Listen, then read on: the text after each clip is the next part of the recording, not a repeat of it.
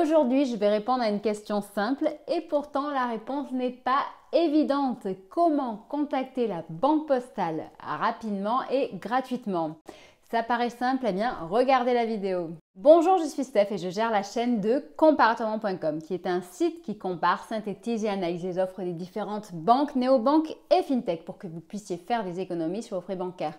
Aujourd'hui, nous allons parler exclusivement de la banque postale. Donc si ce type de sujet vous intéresse, je vous invite à vous abonner à ma chaîne YouTube. Vous pouvez également liker la vidéo, la partager et poser vos questions ou partager votre expérience en toute celle-ci.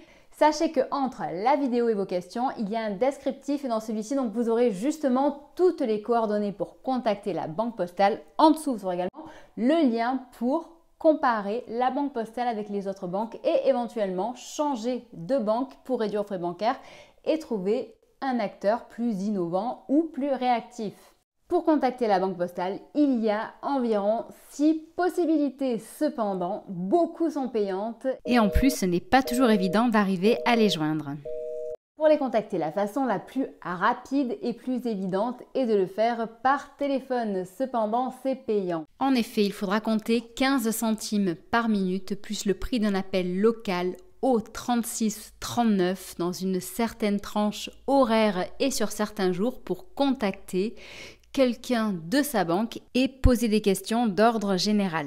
La bonne nouvelle récente vient du fait qu'ils ont mis à la disposition des clients 2 numéros gratuits. Le premier, qui est le 09 69 39 99 98, permet de connaître l'avancée d'un dossier, en sachant qu'il faudra respecter une certaine tranche horaire.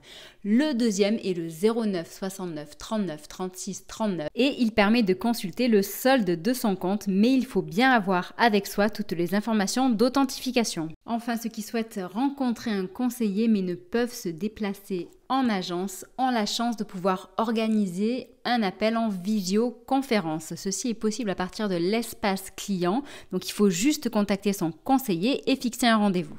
Enfin, pour les numéros d'urgence en cas de perte ou de vol de moyens de paiement ou alors dans le cadre d'un appel professionnel, je vous invite à consulter le lien qui est en dessous de la vidéo. Vous avez toutes les informations. Vous pouvez également mettre pause sur la vidéo pour noter le numéro et prendre en considération les conditions de l'appel.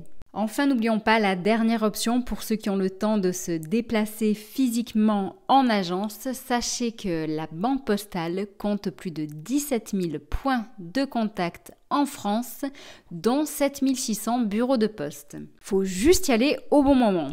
J'espère que cette vidéo vous aura été utile, qu'elle aura répondu à votre question, que vous aurez trouvé un moyen de contacter la banque postale rapidement. Et si jamais de votre côté justement vous souhaitez avoir un acteur bancaire à vos côtés qui soit plus réactif et moins cher, sachez qu'il y a la multibancarisation, c'est-à-dire que vous n'êtes pas obligé de fermer votre compte à la banque postale, vous pouvez tout simplement en ouvrir un autre dans une banque en ligne par exemple. Et sachez que la majorité des banques en ligne proposent des services gratuits, sans frais de tenue de compte et avec une carte de paiement gratuite. Je vous mettrai le lien de notre classement des meilleurs établissements où vous y verrez bien entendu par exemple Boursorama Bank, vous verrez également Before Bank et Fortuneo qui sont les 3 banques en ligne les moins chères.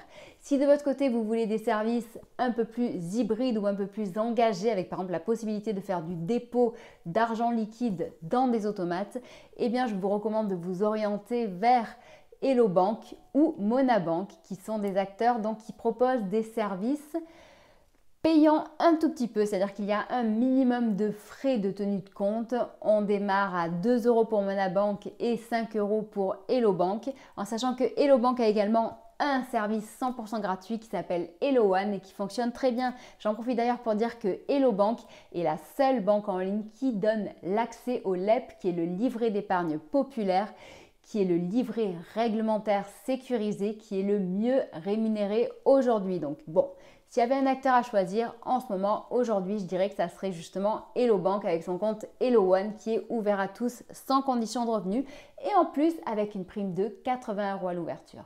Vous avez même en ce moment la possibilité de tester gratuitement et sans engagement son offre Hello Prime qui est accompagnée de services supérieurs. Dans tous les cas, ne vous inquiétez pas, pour en savoir plus que ce soit sur Hello Bank ou sur n'importe quel autre établissement, vous avez tout sur mon site et tout sur ma chaîne YouTube. Et n'hésitez pas à poser des questions. Également, je suis là pour ça. Nous sommes également disponibles sur Facebook, Twitter, Instagram, LinkedIn et TikTok aussi pour répondre à vos questions et vous aider à réduire vos frais bancaires et en savoir plus sur les innovations FinTech. Je vous souhaite une très bonne journée et je vous dis à bientôt. Au revoir.